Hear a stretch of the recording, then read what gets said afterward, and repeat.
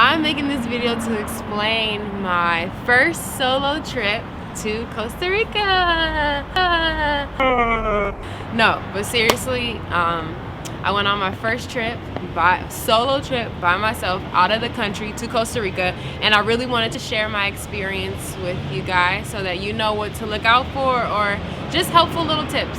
I'm not a professional or anything. I'm not an expert. However, my hope is that you can benefit from whatever I share. You take whatever you will. However, I'm sharing it so that you can learn from my experience or not. And if you're interested in finding out more and hearing more about my shenanigans, mishaps, my whole story, please continue to watch. And don't forget to like, comment, share, and subscribe.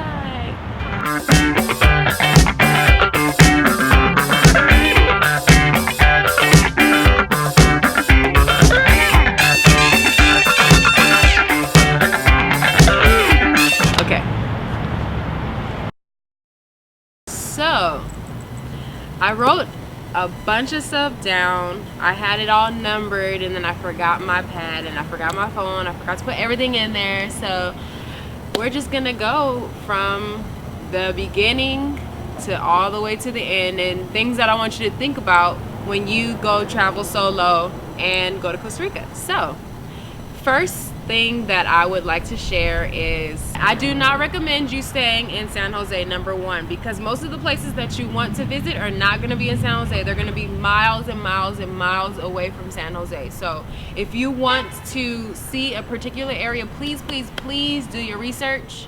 My mistake that I did, I could not go to the sloth sanctuary that I wanted to go to because it was way too far, and the hotel that I was at and the transportation that was provided was really none. So I don't even know why I said transportation was provided. There was none. So I had to change my tour because it was just not gonna, it wasn't gonna happen. Costa Rica's too big, and you're gonna be driving for hours upon hours and paying a lot of money on Ubers or whatever mode of transportation you take because of the location that you stayed at. So San Jose, do not stay there. So I get on the airplane, and thankfully I sit next to a guy who actually is from Costa Rica, and he was really sweet. So I share that to say, get outside of your comfort zone, speak to people. It was me being an introverted person. Like, people look at me and they're like, oh, you're extroverted, but I'm kind of more introverted, extrovert, whatever.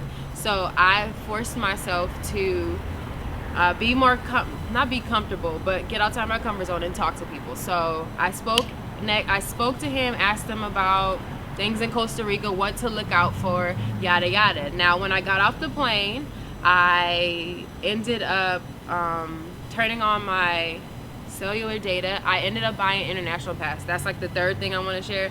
If you're going to go outside, I would encourage you to look at your carrier's plans and see what they have. For me, I have AT&T, so they had an international day pass, and you get charged every time you get outside of your country's boundaries, and it's only $10 a day. So I would highly encourage that, especially if you're traveling solo. You want to have some access to Wi-Fi or internet or the outside world. Now, I will say that it wasn't the greatest, but it was good to still have it.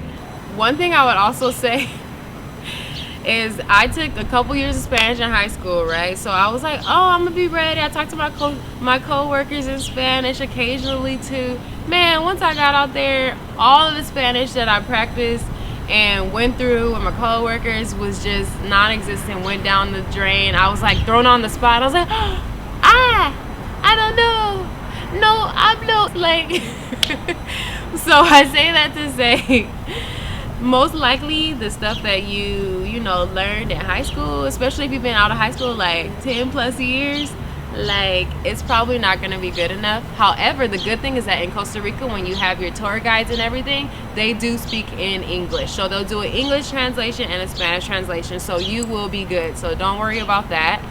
The only challenge you may have is depending on your hotel, but Costa Rica is a very touristy city, so you shouldn't really have to worry about that. A lot of people do speak English, and even if you don't, it is what it is. So going back to the importance of speaking to people and getting outside your comfort zone. When I exited the airplane, I turned on my international day pass with my cell phone provider, and it did not work when I got out the airport. So thankfully, because I spoke with that guy, he was like, hey, you can use my hotspot.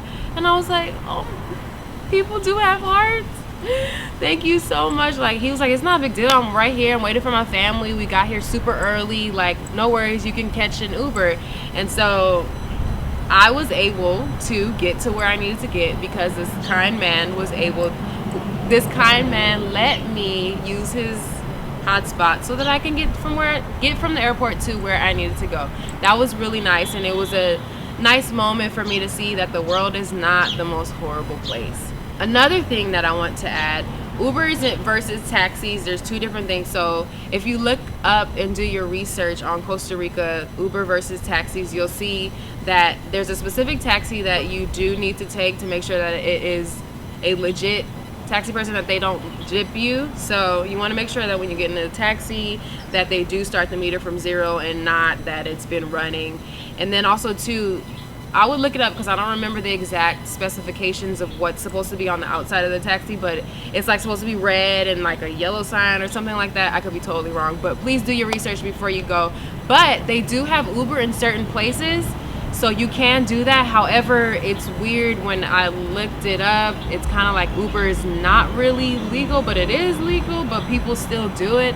I don't really know, but it will save you an arm and a leg to ride Uber, so I would highly encourage that.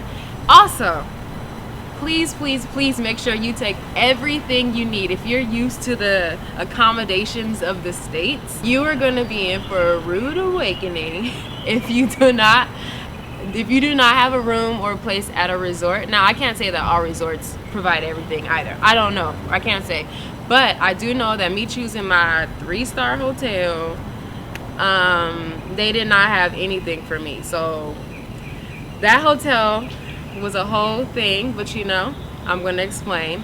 So I take my Uber and I get to the hotel. The hotel is in San Jose, and it is very, I don't want to say ghetto, but it's like ghetto. It's like being at home in the hood. So I'm seeing graffiti and stuff. I'm like, this is kind of familiar. I'm comfortable, but I'm not comfortable because I don't know this life really. I know the LA life, but like not this life. So I get into the hotel, I get to my room, they give me the key. My room reeks of mold and mildew. I don't even need to go into the bathroom to like smell and see where the source is at. I already knew. I looked, I didn't even walk into the bathroom, and I could see mold and mildew on the shower liners and like on the floor. I'm like, what the bleep?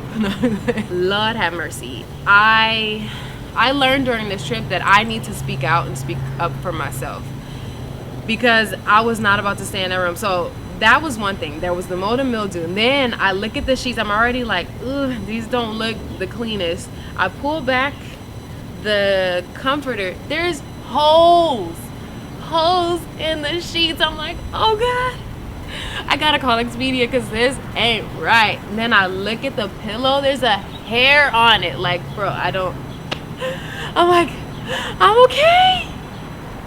This trip already started out boo-boo. But my mindset was set on, no, you need to be positive and remember everything will work out. So, okay, I say that now, but before, in the moment, I was like freaking the F out. I called my mom. I'm like, Mom, this thing sucks.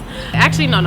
I called Expedia first. I was like, what is, like, this room is nothing like what is said it was supposed to be. Now, I do remember specific reviews saying that there was a very mildewy room. So I do recall that, like, in the back of my mind. But I'm like, what is this? Like, I'm all the way outside of the States by myself, and I'm in this room that just reeks. And the lady was not being very helpful. She's like, well, did you talk to them? I'm like, I did talk to them. They showed me that this is the room. I'm like going back and forth with her, but I'm trying to be like, I'm okay. I'm not gonna die, but I'm thinking this in my head and not on the phone. So then she's like, okay, I'm gonna call the guy and ask him if you could change rooms or whatever. Did you ask him if you could change rooms? I'm like, no, he's not gonna let me change rooms. So then I go I go downstairs again, And then I'm like, hey dude, like that room reeks of mold and mildew. Like I'm highly allergic. At this point I was like, my throat was getting cluttered. I was just imagining all the little things, like me needing antihistamines to come in and fix it. And I go to the guy and I'm like, hey, my friggin' room reeks of mold and mildew. I'm highly allergic. Can I check? Is there any other rooms available? He's like, yeah, I'll show you the few rooms that we have. So he was like, I think there's like 3 or 4. So I'm like, I'm ready to see all of them, because at this point I feel like I'm about to die. I'm like, ah! So we go upstairs. He takes me upstairs. He shows me one room. I look at him. I'm like, I can't do this. I felt weird, but I was like, you have to stand up for yourself. If you don't, then who will? And so then we go, he shows me another one. But then I feel like the fact that he showed me that, he knew they were kind of bad. Like, you know what's going on in here. So then I go, he shows me another room. I'm like, I guess it doesn't smell like mold or mildew. It just smells like dusty. Okay, a little dusty with a hint of mold, which is so terrible. But I'm like, I gotta take the lesser of the 3 evils. And he didn't even show me another one like he said he was gonna show me, but whatever. At this point I was like, okay, this one is, I can deal with this. I'm just gonna make sure that I'm out and about for the whole day, so I do not have to deal with being in this room. So then I get in the room, the last room that he shows me. I'm like, okay, I'll stay here. I pull the sheets back. They're okay, but the pillow, there was a hair on that too. I'm like, oh my friggin' gosh. Like, I go downstairs again to the dude and I'm like, hey, like, can I get some new pillowcases and some sheets? He's like, yeah, I don't know where they are though. I'm like, okay. So thankfully there were 2 beds in my room, so he ended up giving me some sheets. And then the pillowcases, he comes and he brings me pillowcases, but those pillowcases had hair on it too. I'm like, Lord, I'm okay. So I get the pillows that are on like the bigger bed and I smell them. I'm like, okay, these smell like bleach, so they're okay. Just like my sheets, they smell like bleach. So I was like, okay, God. So I highly encourage you, if you're anything like me, take Lysol, the little to-go ones. I was so thankful that I thought to even bring those back. Well, I only had one, but I was like, I'm spraying the crap out of everything every single night. I sprayed my pillows, I sprayed the sheets. Like, it felt so satisfying. I sprayed the floor, I sprayed the handles, I sprayed the shower floor, the shower handle. Oh, it felt so good. It felt so good. So I sprayed the crap out of that room. It felt so good. So please take you a thing of Lysol. Please, it'll make you feel so much better. Okay, that was the room. So then I schedule my tours. I schedule one through Expedia. I go through for a day. One thing I found is that the tour guides, it wasn't until after I left that I saw, like, wait, hold on, they super sweet and everything and friendly, but I got scammed low-key. Like, that's jacked up. Like, my heart, we were friends, and you stabbed me in the heart and twisted it. No, I was low-key kind of salty, but I guess they're doing a job. They're trying to make their money. I get it, but like, dang, don't be all friendly and act all cool like we buddy and stuff, and then you scamming me on the low. Like, that's jacked up. Anyways, keep that into consideration. Like, people are trying to make their money. This is what they do. So I know they do it in every country, so yeah.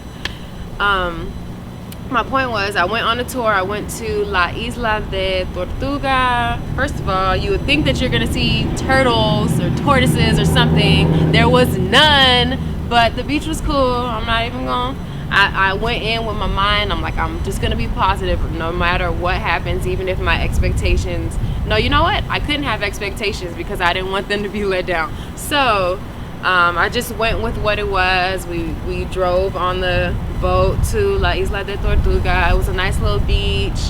I met some cool people from Canada. It was awesome. I met this awesome lady from Arkansas and her daughter. Like, I was really getting out of my shell. I encourage you to do that. Not, people are on this experience their first time as well. So you're sharing in this experience with other people, which is really cool. That was that.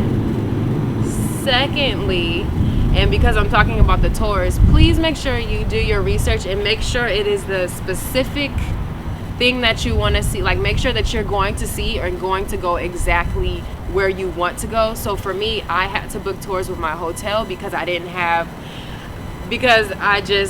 else was too far. If I wanted to do something through Expedia, I could not because I was just too far from everything. So book that tour, but make sure that it's exactly what you want. So I went to the Arenal volcano, or the city of Arenal, and because I really wanted to see the volcano and I wanted to see the sloths. So the whole time my tour guide was selling me, he was like, yes, you're gonna see the sloths, you're gonna see them up close, you're gonna love it. And then the volcano, he was like, yeah, you can see the volcano, it's not that you're gonna be on it, but you can totally see it. And I'm like, oh cool, perfect.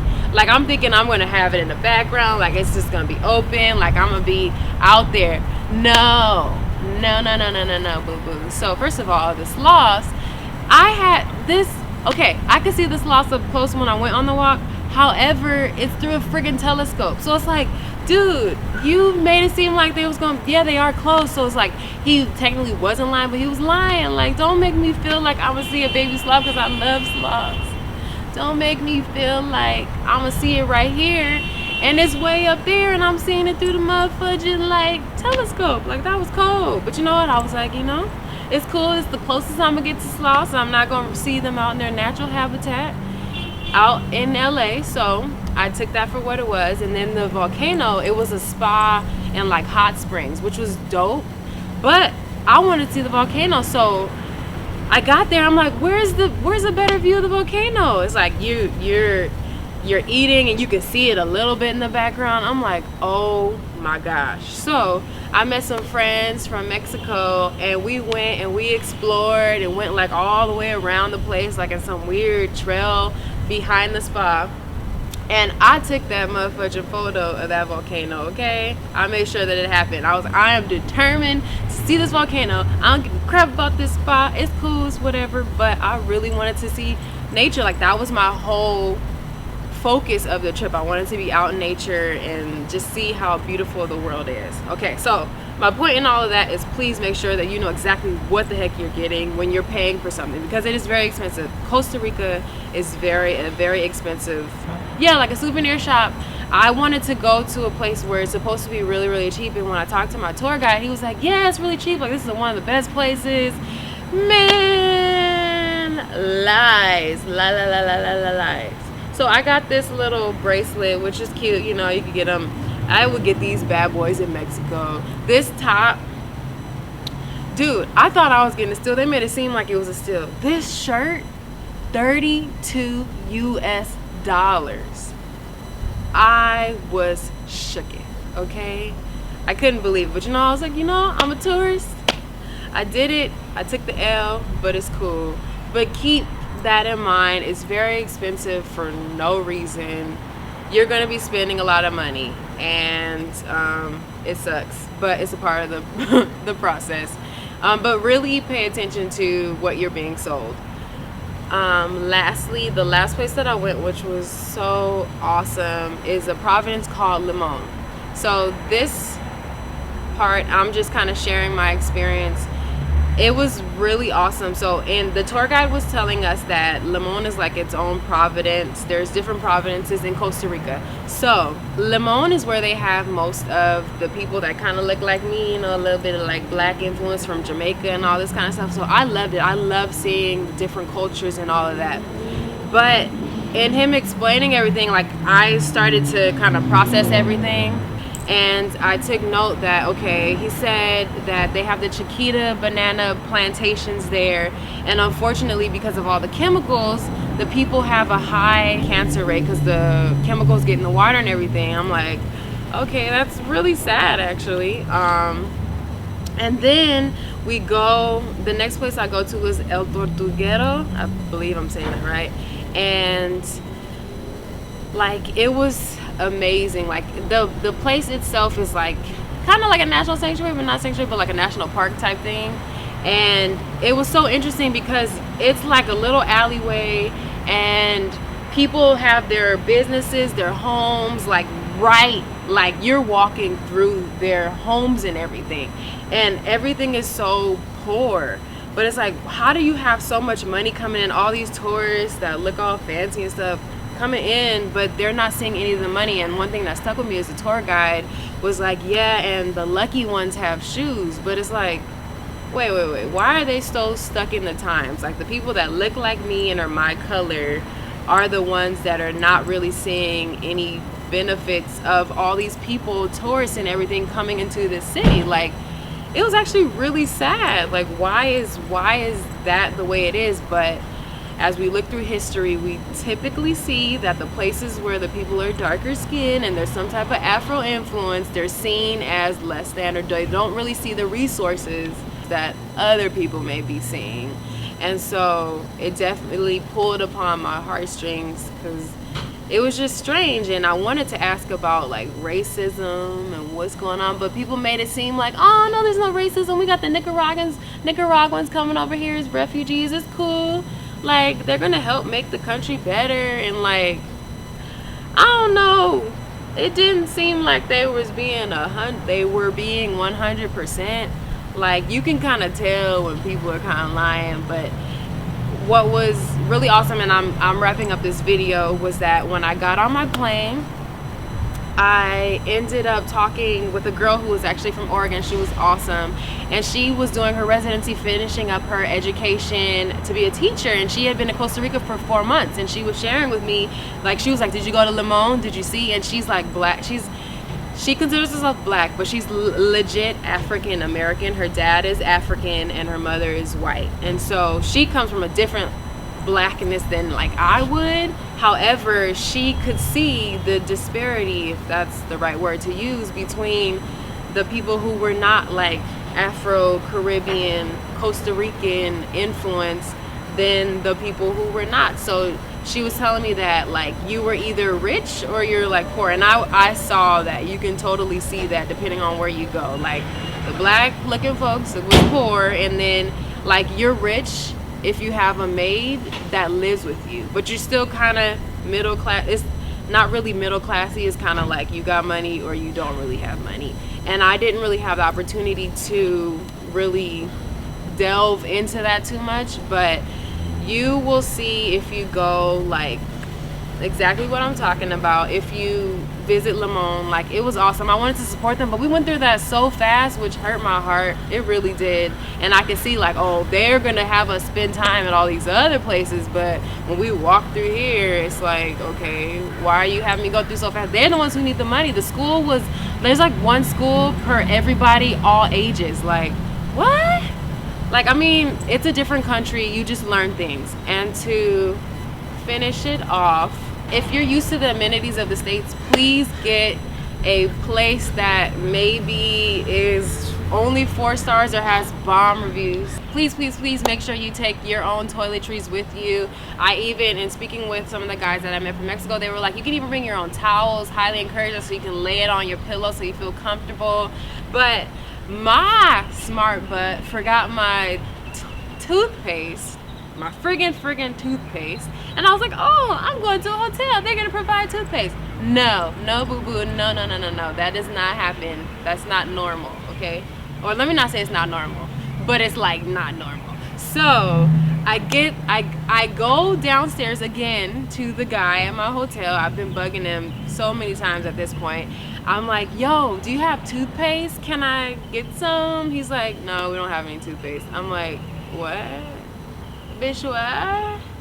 He's like, yeah, but I have my own stash. I'm like, what? Your own stash? Inside my head, I'm like, eh, that's so gross. What if he like squishes his toothpaste on the toothbrush, but like his toothbrush got inside with the toothpaste hole? Well, I'm like, you know what, Christy? You want to have messed up breath and nasty teeth? Then you don't take the motherfucking toothpaste. So I used this guy's own toothpaste, and he let me borrow it, which was very sweet of him, but also very weird.